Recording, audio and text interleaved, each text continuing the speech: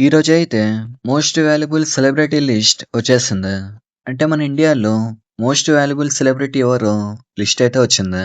ఈ లిస్ట్‌లో క్రికెటర్స్ అయితే ఇద్దరున్నారు. ఇంకా బాలీవుడ్ సెలబ్రిటీస్ అయితే ముగ్గురున్నారు. ఇంతకీ ఆ సెలబ్రిటీస్ ఎవరు?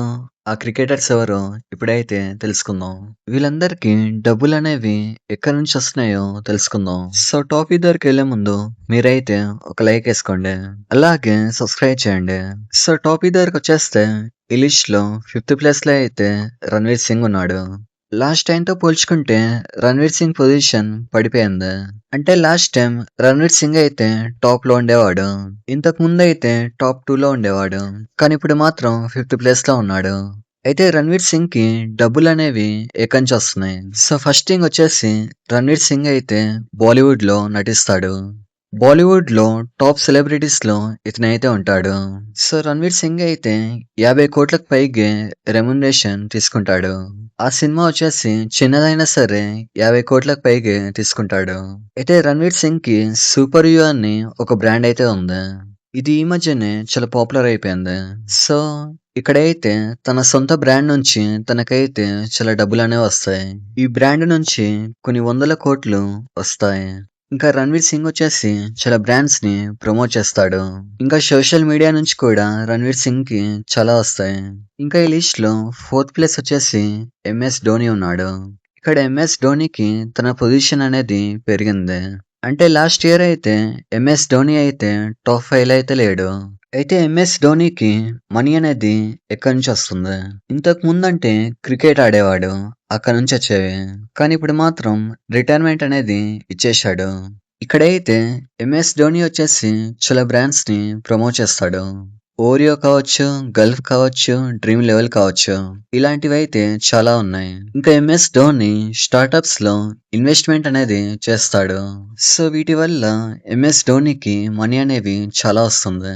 ఇంకా ఈ లిస్ట్‌లో థర్డ్ ప్లేస్ వచ్చేసి 'ప్రియాంక చోప్రా' ఉంది. 'ప్రియాంక చోప్రా' అయితే చాలా మూవీస్‌లో అయితే నటిస్తుంది. ముఖ్యంగా హాలీవుడ్ మూవీస్‌లో చాలా బాగా నటిస్తుంది. ఇప్పుడైతే 'వారణాసి' సినిమాలో చేస్తుంది. సో ఇక్కడైతే సినిమాల నుంచి డబ్బులొస్తాయి. ఇంకా 'ప్రియాంక చోప్రా' అయితే బిజినెస్‌లో ఇన్వెస్ట్‌మెంట్ చేస్తుంది. సో దీనివల్ల మనీ అనేది చాలా వస్తాయి.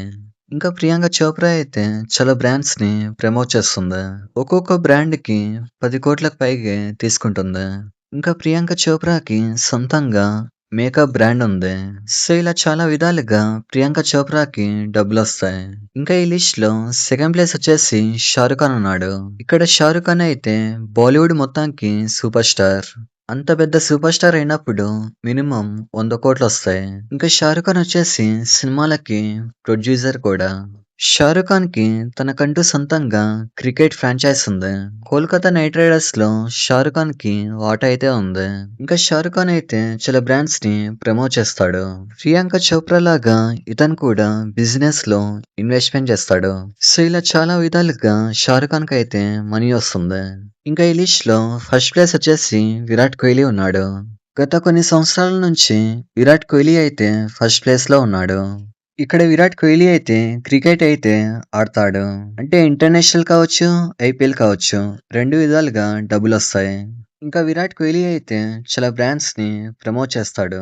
పైగా 'విరాట్ కోహ్లీకి' తనకంటూ సొంతంగా బ్రాండ్స్ కూడా ఉన్నాయి. 'రాంగ్' కావచ్చు, ఇంకా 18 కావచ్చు. ఇలా 'విరాట్ కోహ్లీకి' 2 బ్రాండ్‌లయితే ఉన్నాయి. ఇంకా 'విరాట్ కోహ్లీ' అయితే ఇన్వెస్ట్‌మెంట్ కూడా చాలా చేస్తాడు.